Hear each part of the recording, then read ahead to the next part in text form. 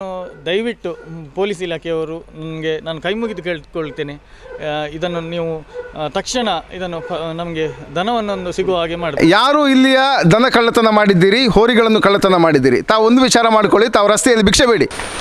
ಸ್ವಯಂ ಟೈಮ್ಸ್ ಬಂಧುಗಳೇ, ನಾನು ವಸಂತ್ ಕುಮಾರ್. ಬಜಗೋಳಿಯಲ್ಲಿ ಅಹಿಂಸಾ ಅನಿಮಲ್ ಕೇರ್ ಟ್ರಸ್ಟ್ ಎಂಬ ಅಪಘಾತಕ್ಕೀಡಾದ ದನ ಹೋರಿಗಳನ್ನು ಜೊತೆಗೆ ಅನಾರೋಗ್ಯ ಪೀಡಿತ ದನ ಹೋರಿಗಳನ್ನು ಸಾಕುವ, ಅದರ ಜೊತೆಗೆ ನಾಯಿಗಳನ್ನು, ಅದು ಕೂಡ ಅಪಘಾತಕ್ಕೀಡಾಗಿ ಅನಾರೋಗ್ಯ ಪೀಡಿತವಾದ ನಾಯಿಗಳನ್ನು ಸಾಕುವ ಒಂದು ಸಂಸ್ಥೆ ಇದೆ.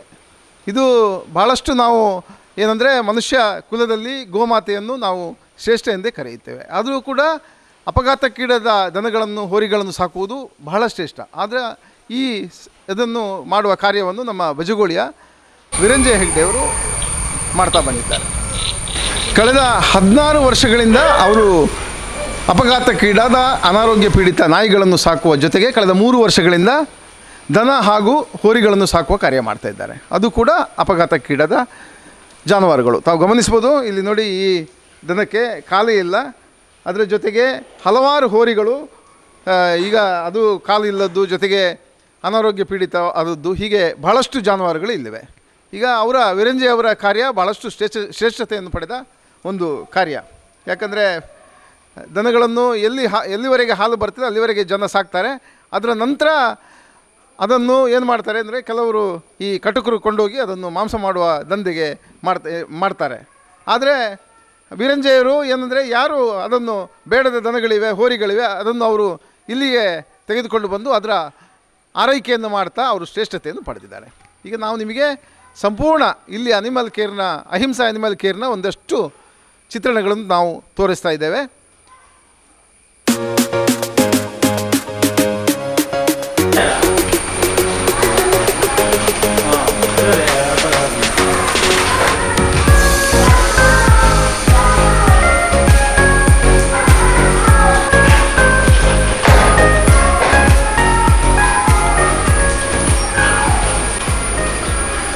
ಜೂನ್ 16 ಸೋಮವಾರ ಬೆಳಿಗ್ಗೆ 4 ಗಂಟೆ ಇವರು ಸಾಕ್ತಾ ಇದ್ದ ಒಂದು ದನ ಹಾಗೂ 2 ಸಣ್ಣ ಹೋರಿಗಳನ್ನು ನರರೂಪದ ರಾಕ್ಷಸರು ಇಲ್ಲಿಂದ ಕದ್ದೊಯ್ದಿದ್ದಾರೆ. ತಾವು ಭಾಳಷ್ಟು ಬೇಸರ ಪಡುವ ವಿಚಾರ ಏನು ಅಂತ ಕೇಳಿದರೆ, ತಾವು ಗಮನಿಸಿದ್ದೀರಿ, ಕಾಲಿಲ್ಲದ ದನಗಳು, ಅಪಘಾತಕ್ಕೀಡಾದ ದನಗಳು, ಇವರು ಅದನ್ನು ಸಾಕುವ ಕೆಲಸ ಮಾಡಿದರೆ ಇದರ ಯಾವುದೇ ಪರಿವೇ ಇಲ್ಲದ ನರರೂಪದ ರಾಕ್ಷಸರು ಇದನ್ನು ಇಲ್ಲಿಂದ ಹೊತ್ಕೊಂಡು ಒಯ್ದೇ ಬಿಟ್ಟಿದ್ದಾರೆ. ಇದು ನಮ್ಮ ಒಂದು ವ್ಯವಸ್ಥೆಯನ್ನೇ ತಲ್ಲಣಗೊಳಿಸುವ ವಿಚಾರ. ಅದು ಕೂಡ ಅನಾರೋಗ್ಯ ಮತ್ತು ಅಪಘಾತಕ್ಕೀಡಾದ ದನಗಳನ್ನು ಅವರು ಕದೀತಾರೆ ಅಂತ ಹೇಳಿದರೆ ನಾವು ಅದನ್ನು ಒಂದು ಆಲೋಚನೆ ಮಾಡಲಿಕ್ಕೂ ಸಾಧ್ಯ ಇಲ್ಲ. ಅಂತಹ ಒಂದು ವಿಕೃತ ಮನಸ್ಥಿತಿ, ನಾವೆಲ್ಲರೂ ಕೂಡ ಅದನ್ನು ಖಂಡನೆ ಮಾಡಲೇಬೇಕು. ಈಗ ನಾವು ವೀರಂಜಯರ ಜೊತೆ ಒಂದಷ್ಟೊತ್ತು ಇದರ ಬಗ್ಗೆ ಸಮಗ್ರ ಮಾಹಿತಿಯನ್ನು ತಮಗೆ ತಿಳಿಸ್ತೇವೆ. ತಾವು ಹಲವಾರು ವರ್ಷಗಳಿಂದ ಇಲ್ಲಿ ದನ ಮತ್ತು ನಾಯಿಗಳನ್ನು ಸಾಕುವ ಕಾರ್ಯ ಮಾಡ್ತಾಯಿದ್ರಿ. ಮೊನ್ನೆ ಅಂದರೆ ಜೂನ್ 16ಕ್ಕೆ ಇಲ್ಲಿಂದ ದನಗಳನ್ನು ಮತ್ತು ಹೋರಿಗಳನ್ನು ಕದ್ದೊಯ್ಯುವ ಕಾರ್ಯವನ್ನು ನರರೂಪದ ರಾಕ್ಷಸರು ಮಾಡಿದ್ದಾರೆ. ಇದು ಘಟನೆ ಹೇಗಾಯಿತು? ನಾವು ಸೋಮವಾರ ಬೆಳಿಗ್ಗೆ ನಾವು 6 ಗಂಟೆಗೆ ಅಕ್ಕಾಚು ಕೊಡಲಿಕ್ಕೆ ಬರ್ತೇವೆ. ಆವಾಗ ಇಲ್ಲಿ ಇದು ಅಂದರೆ ಇದು ಟ್ರೀಟ್ಮೆಂಟಿಗೆ ಮಾಡಿದಂಥ ಇದು ಜಾಗ. ಇಲ್ಲಿ ದನಗಳ ಯಾವುದಾದ್ರು ಪೆಟ್ಟಾದರೂ ಬಂದು ದನಗಳನ್ನು ಇಲ್ಲಿ ಟ್ರೀಟ್ಮೆಂಟ್ ಮಾಡ್ತೇವೆ. ಟ್ರೀಟ್ಮೆಂಟ್ ಮಾಡಿ ಸರಿಯಾದ ನಂತರ ಮತ್ತು ಗೋಶಾಲೆಗೆ ಅಲ್ಲಿ ನಮ್ಮದು ಇನ್ನೊಂದು ಕಟ್ಟಡ ಉಂಟು, ಅಲ್ಲಿಗೆ ನಾವು ಶಿಫ್ಟ್ ಮಾಡ್ತೇವೆ. ಮೊನ್ನೆ 6 ಗಂಟೆಗೆ ಬರುವಾಗ ಇಲ್ಲಿ ಒಂದು ದನ ಇರಲಿಲ್ಲ ಮತ್ತು 2 ಕರುಗಳು, ಹೋರಿದ್ದು ಕರುಗಳು ಇರಲಿಲ್ಲ.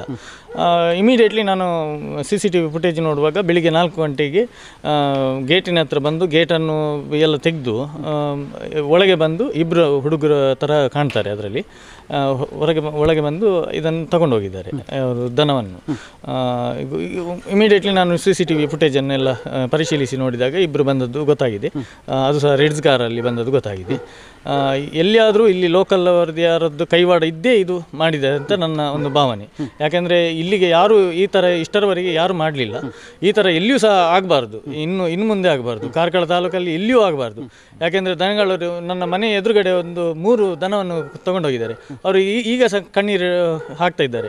ಯಾಕೆಂದರೆ ಅವರು ಇದು ಅದರಿಂದವೇ ಜೀವನ ತೆಗೆಯುವವರು. ಇಲ್ಲದ್ರೆ ಹೀಗೆ ಆದರೆ ಕೃಷಿಕರಿಗೆ ಏನು ಮಾಡಲಿಕ್ಕೆ ಆಗ್ತದೆ? ನಮಗೆ ಹೀಗೆ ಆಗ್ತದೆ. ನಮ್ಮ ಬೆಳಿಗ್ಗೆ ಇದನ್ನು ಕೊಂಡು ಹೋಗುವಾಗ ಇಲ್ಲಿ ಶಬ್ದ ಏನಾದರೂ ಆಗಿಲ್ವಾ? ಶಬ್ದ ಅಂದರೆ ಮಳೆ ಇತ್ತು, ತುಂಬ ಮಳೆ ಇತ್ತು ಬೆಳಿಗ್ಗೆ, ತುಂಬ ಮಳೆ, ಮತ್ತು ಕರೆಂಟ್ ಇರಲಿಲ್ಲ. ಅದು ಅವರಿಗೆ ಪ್ಲಸ್ ಪಾಯಿಂಟ್ ಆಗಿದೆ ಏನೋ ಗೊತ್ತಿಲ್ಲ. ನಾವು ಯಾವಾಗ ಸಾಧಾರಣ ಮಟ್ಟಿಗೆ ನಾವು ಒಂದು 12-1 ಗಂಟೆವರೆಗೆ ನಾವು ಇರ್ತೇವೆ ಇಲ್ಲಿ. ಆದರೆ ಕಾರಣಾಂತರದಿಂದ ನಮಗೆ ಆಗಲಿಲ್ಲ, ಅಂದರೆ ನಾವು ಮಲಗಿದ್ದು ಮತ್ತು ನಾಯಿಗಳ ಬೊಗಳಿಗೆ ಸಹ ಕೇಳಲಿಲ್ಲ. ಆ ಟೈಮ್ನನ್ನು ನೋಡಿ ಇಲ್ಲಿ ಯಾರಾದರೂ ಲೋಕಲ್ ಅವರೇ ಇರಬೇಕು, ನನ್ನ ಒಂದು ಇದು ಅನಿಸಿಕೆ ಇದ್ದು, ಅದೇ ಅವರೇ ಏನಾದರೂ ಕುಮ್ಮಕ್ಕು ಕೊಟ್ಟು ಈ ಥರ ಮಾಡಿದ್ದಾರೆ. ಇದನ್ನು ತೀವ್ರವಾಗಿ ಪೊಲೀಸ್ನವರು ದಯವಿಟ್ಟು ಇದನ್ನು ಪರಿಶೀಲಿಸಿ ನನಗೆ ನ್ಯಾಯ ತೆಗೆದುಕೊಡ್ಬೇಕು. ನನಗೆ ಮನುಷ್ಯರದ್ದು ಬೇಡ, ನನಗೆ ದನ ಸಿಕ್ಕಿದರೆ ಸಾಕು. ಅದಂದರೆ ನಮ್ಮಲ್ಲಿಗೆ ಟ್ರೀಟ್ಮೆಂಟ್ಗೆ ಬಂದದ್ದು ದನ, ಅದನ್ನು ನಾವು 3 ತಿಂಗಳಿಂದ ಅದಕ್ಕೆ ಟ್ರೀಟ್ಮೆಂಟ್ ಮಾಡಿ 4 ಕಾಲಲ್ಲಿ ನಿಲ್ಲುವ ಹಾಗೆ ಮಾಡಿದ್ದೇವೆ. ಈಗ 3 ಕಾಲಲ್ಲಿ ನಡೀತಿತ್ತು, ಈಗ 4 ಕಾಲಿಗೆ ಆಗುವಾಗ ಇವರು ಕೊಂಡೋಗಿದ್ದಾರೆ.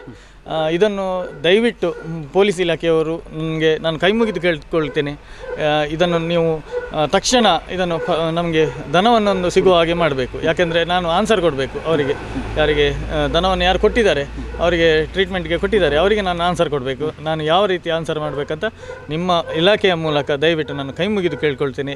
ಈ ಥರ ಘಟನೆ ಇನ್ನು ಕಾರ್ಕಳ ತಾಲೂಕಲ್ಲಿ ಎಲ್ಲಿಯೂ ಆಗಬಾರ್ದಂತ ನಾನು ಕೈ ಮುಗಿದು ಕೇಳ್ಕೊಳ್ತೇನೆ. ನೀವೀಗ ಎಷ್ಟು ವರ್ಷಗಳಿಂದ ದನ ಮತ್ತು ನಾಯಿಗಳನ್ನು ಸಾಕುವ ಕಾರ್ಯ ಮಾಡ್ತಿದ್ರಿ, ಮತ್ತು ಜೊತೆಗೆ ಇದರ ಮೊದಲು ಇಂಥ ಘಟನೆ ಏನಾದರೂ ಇಲ್ಲಿ ನಡೆದಿದೆ? ನಾನು 16 ವರ್ಷದಿಂದ ಈ ಕಾರ್ಯ ಮಾಡ್ತಾಯಿದ್ದೇನೆ. 16 ವರ್ಷದಿಂದ ನಮ್ಮ ಟ್ರಸ್ಟನ್ನು ಇದು ಮಾಡಿ 16 ವರ್ಷದಿಂದ ಮಾಡ್ತಾಯಿದ್ದೇನೆ. ಈ ರೀತಿ ಯಾವುದೇ ಒಂದು ಘಟನೆ ನಡೆದಿಲ್ಲ, ಇಷ್ಟರವರೆಗೆ ನಡೆದಿಲ್ಲ. ನನಗೆ ತುಂಬ ಬೇಜಾರಾಗ್ತಾ ಉಂಟು. ಯಾಕೆಂದರೆ ಇಂಥದ್ದು ಕೆಲಸ ಮಾಡುವವರಿಗೆ ಸಹ ಹೀಗೆ ಉಪದ್ರ ಕೊಡ್ತಾರೆ ಅಂತ ನನಗೆ ಗೊತ್ತಿರಲಿಲ್ಲ.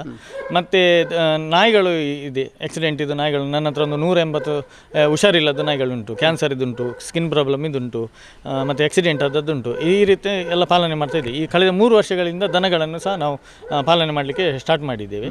ಈಗ 120 ದನಗಳು ಆಕ್ಸಿಡೆಂಟ್ ಆದದ್ದು, ಹೋರಿಗಳು ಮತ್ತು ನಿರುಪಯುಕ್ತ ದನಗಳನ್ನು ನಾವು ಇಲ್ಲಿ ಸಾಕ್ತಾ ಇದ್ದೇವೆ. ನೋಡಿ ವೀಕ್ಷಕರೇ, ಯಾರು ಇಲ್ಲಿಯ ದನ ಕಳ್ಳತನ ಮಾಡಿದ್ದೀರಿ, ಹೋರಿಗಳನ್ನು ಕಳ್ಳತನ ಮಾಡಿದ್ದೀರಿ, ತಾವು ಒಂದು ವಿಚಾರ ಮಾಡ್ಕೊಳ್ಳಿ, ತಾವು ರಸ್ತೆಯಲ್ಲಿ ಭಿಕ್ಷೆ ಬೇಡಿ. ಯಾಕಂದರೆ ಇದಕ್ಕಿಂತ ಅದರಲ್ಲಿ ಪುಣ್ಯ ಜಾಸ್ತಿ ಸಿಗುತ್ತೆ. ಭಿಕ್ಷೆ ಬೇಡಿದರೆ ನಿಮಗೆ ಪುಣ್ಯ ಜಾಸ್ತಿ ಸಿಗ್ತದೆ. ಇಂತಹ ಕೃತ್ಯ ಮಾಡುವವರು ರಾಕ್ಷಸರು ಅಂದರೆ ನಾವು ಪರಿಗಣನೆ ಮಾಡಬೇಕಾಗ್ತದೆ. ಯಾಕಂದರೆ ಕಳೆದ ಜನ್ಮದಲ್ಲಿ ರಾಕ್ಷಸರಾಗಿದ್ದವರು ಈ ಜನ್ಮದಲ್ಲಿ ನರರೂಪ ಇಟ್ಕೊಂಡು ಹುಟ್ಟಿದ್ದಾರೆ.